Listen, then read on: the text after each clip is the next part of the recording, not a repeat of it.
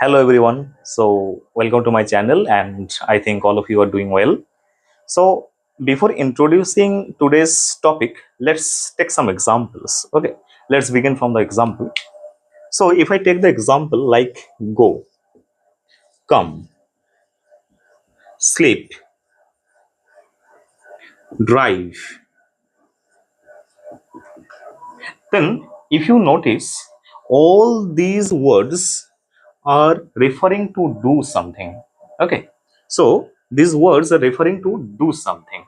Then whenever all of you already know that whenever a word is referring to do something, at that time those words basically refer to the topic, that is verb, right? So uh, then seeing these words, all of you can guess the topic of discussion is verb.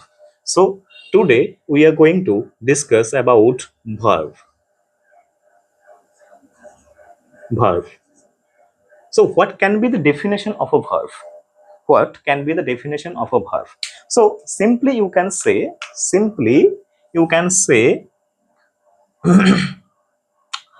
doing words, or the action words action words are called verbs. So the doing words or the action words are called basically verbs. Okay, then if you notice in the examples, if you notice or if you look at the examples, then the basic and very simple examples are like go, come, sleep, drive, and all of these words are referring to do something. Okay, and uh, verb has many types. Okay, I will keep them in three parts. Okay, so uh, for kinds, for kinds, I will divide them into three diverse parts. Okay, so number one is in number one I can write type one. Type type one. Second one is type two. Type two, and the third one is type three. Okay, so in type one I will include only the finite, and the second one is non-finite verbs. Okay, and in the second type I will include the transitive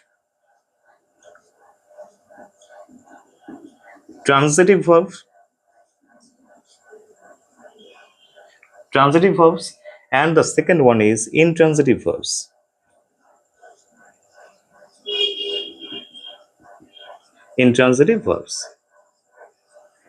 And in the third type I will include only the auxiliaries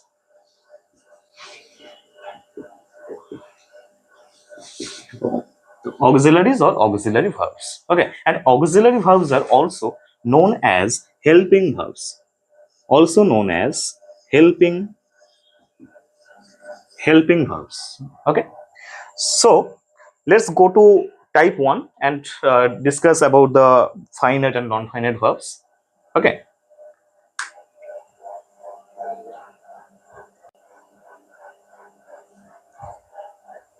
so I told you that in type 1 there are two parts of or two kinds of verbs. Okay, so in type 1 we will have the finite verbs,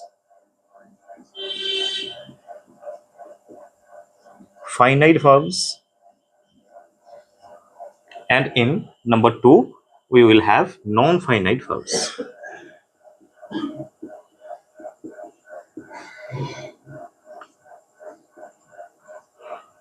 finite verbs and non-finite verbs. So what is finite verb? Okay, let's discuss about the finite first. So the finite verbs are the verbs. So these are the verbs.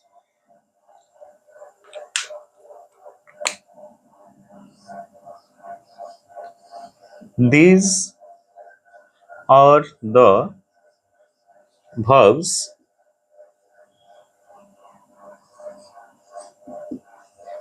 which change according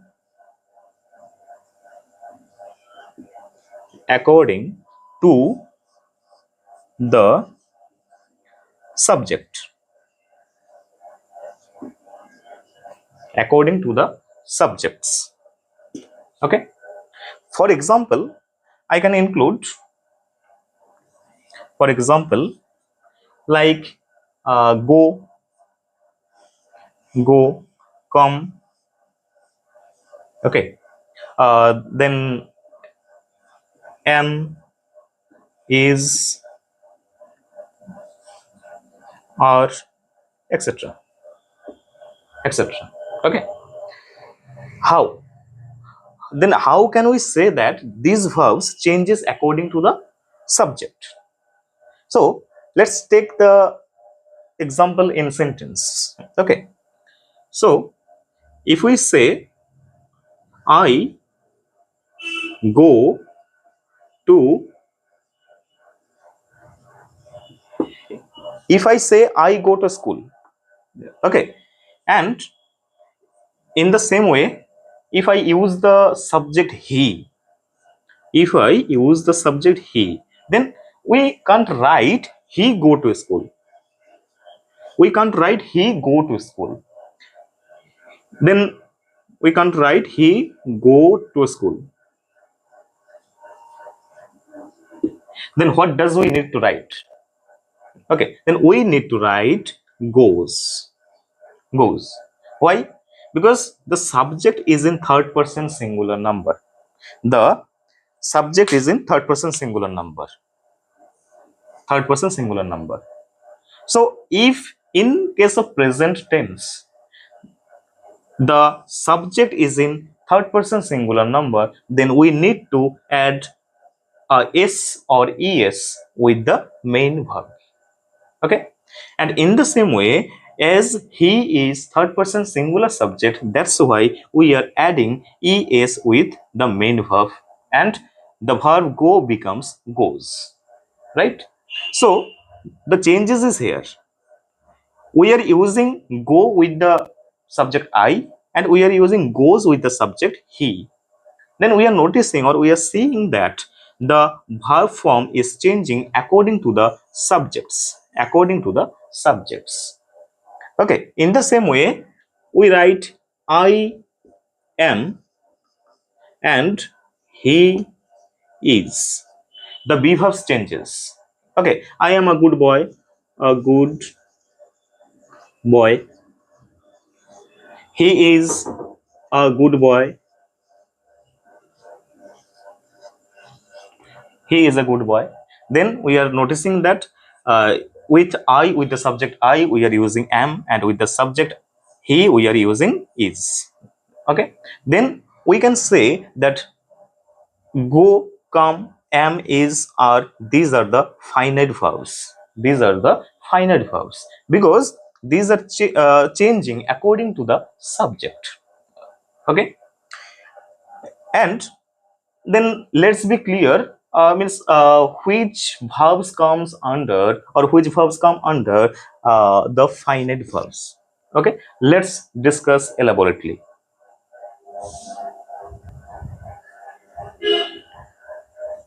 So in finite verbs we can include, for our simple understanding, we can include be verbs,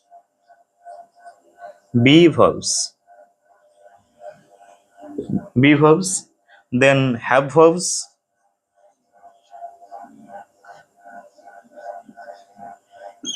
and the next one is do verbs. do verbs, and then V1 or verb first form, verb first forms. Okay, so in case of be verbs, we will have am,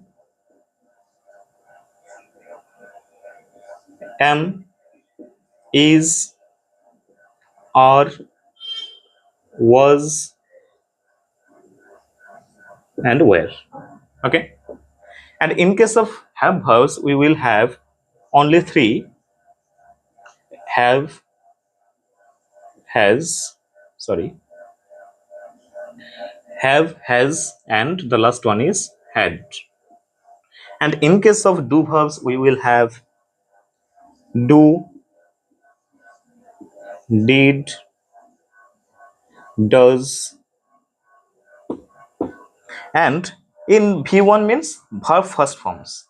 Any verb first forms comes under this topic or this type of verbs, this kind of verb, that is finite verbs.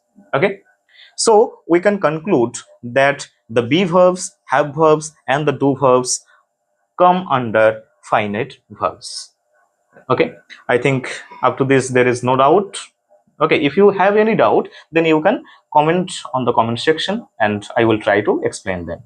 Okay, then now let's discuss about the non-finite verbs. What does non-finite verbs? Okay,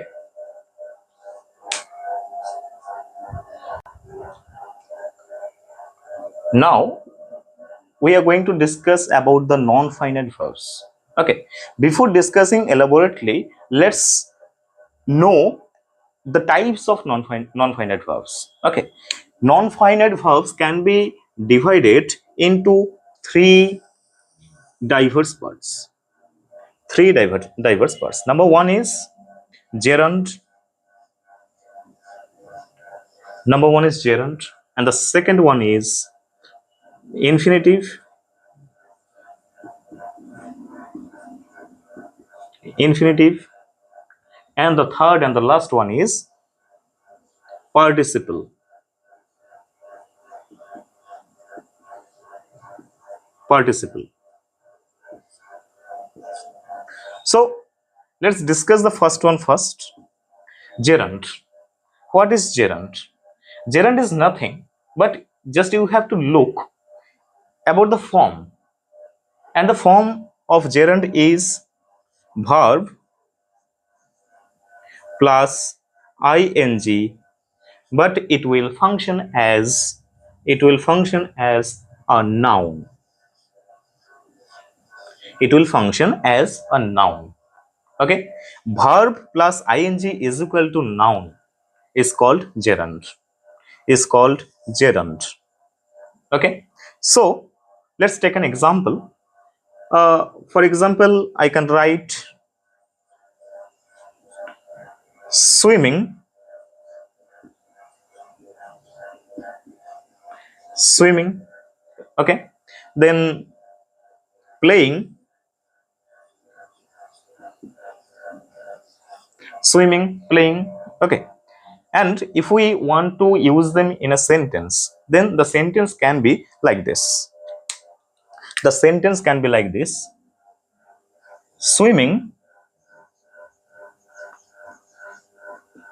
swimming is a good exercise.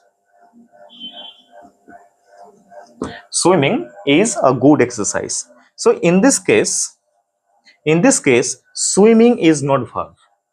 Swimming is not verb. Why? Because in this case we are talking about the swimming, and we know that whenever we say something about anything or any person, is called subject, and in case of subject, just two parts of speech arrive.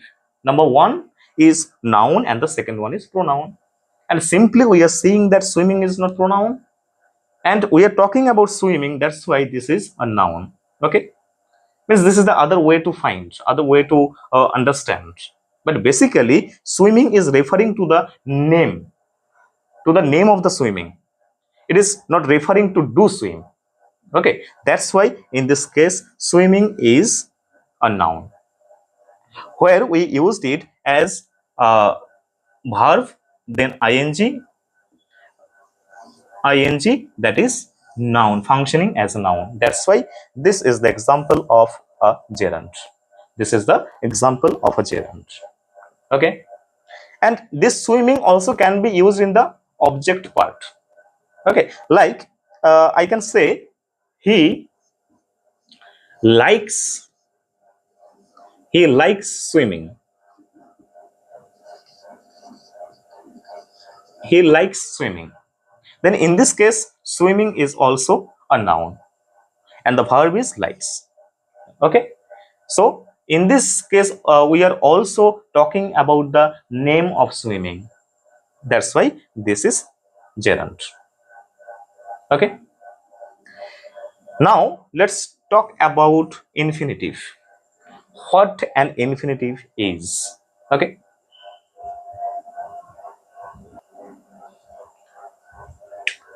so let's talk about infinitives. So what does infinitive mean? Okay, nothing but various means this is, I think this is the very easiest way to understand an infinitive, where you will have 2 plus 2 plus verb. 2 plus verb means before any verb, if you have 2, then it will the whole part, or means two, like okay, let's take an example. Okay, if I say to come, to come, to do. Okay, then here to come and to do is basically the infinitives. Means infinitive, yes, infinitives. Okay, so if we want to use to come and to do in sentence, then the sentence can be like that. uh, he he said to come tomorrow. He said to come tomorrow. To do, he he likes to do exercise. He likes to do exercise every day. He likes to do exercise every day. So in this case, again, to do and to come, to do and to come are the infinitives. Okay, so I forgot to say one thing, that is non-finite verbs doesn't change according to the subject. Non-finite verbs doesn't change according to the subject. Okay, here the subject is he, and we are not changing to come into came or coming or whatever. Okay, we are not changing into any other form, but we are using only to come. And always you have to remember that after two we always have to use v1. That means verb into first form. To come, we can't use to coming or to came or to in this one. To does, then to did, to done, we can't use them. Just we need to use 2 plus v1. Okay, after 2 always we will use 2 plus v1. Yani ki, that means verb into first form. Okay, or the base form or the present form. And now I think infinitive is clear to you. And now let's discuss about the participle. What a participle is.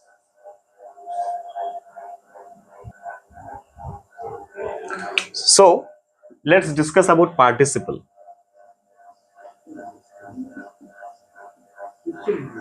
participle, and a participle can be divided into two categories. Okay, number one is present participle, present participle, present participle, and the second one is past participle.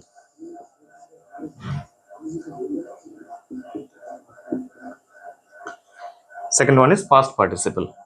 So what does present participle mean? Present participle basically means, again, it can be divided into two parts. Okay, so in number one we will have verb plus ing is equal to adjective.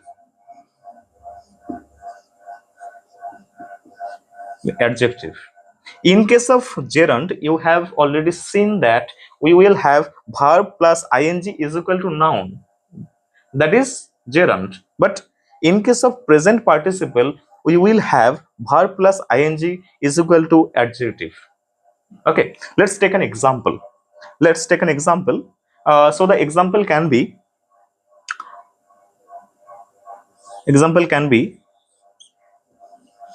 what he did is overwhelming.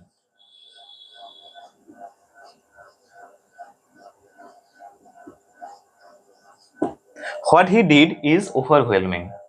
Okay, and in this case we are seeing that overwhelm is verb and we are adding ing with it, and the whole word overwhelming is basically an adjective, and that's why this is called participle. This is called participle. This is called participle because it is referring to means a quality. Okay, or an adjective. That's why this is present participle. This is the example of present participle. Okay, and present participle has another category, that is any continuous form, any continuous forms of verbs. Okay, for example, he is coming tomorrow. He is coming tomorrow. In this case, coming is present participle. Okay, and we are seeing that this is the continuous form, or the sentence is in continuous tense. Okay, I think up to this clear. Now let's discuss about the past participle. Very simple. So if we discuss about the past participle, let's erase this part, otherwise you will be confused. So past participle, we know that every verbs has three forms. Okay, every verbs can be divided into three forms. Okay, uh, for example, go, the second form of go is went, and the third form of go is gone. Go, went, gone. So let's take another example, that is like keep. If we take the example keep, then keep becomes in the second form kept, and in the third form it will remain unchanged, and that is kept. Okay, keep, kept, go, went, gone. And we know that this is called present form, this one is called past form, and this is called past participle. Past participle. Then simply, I think you already got the idea that these third forms will be the past participle. Means all the third forms or the past participle forms of verbs are called past participle. Okay, have you got the idea? I think it's clear to all of you.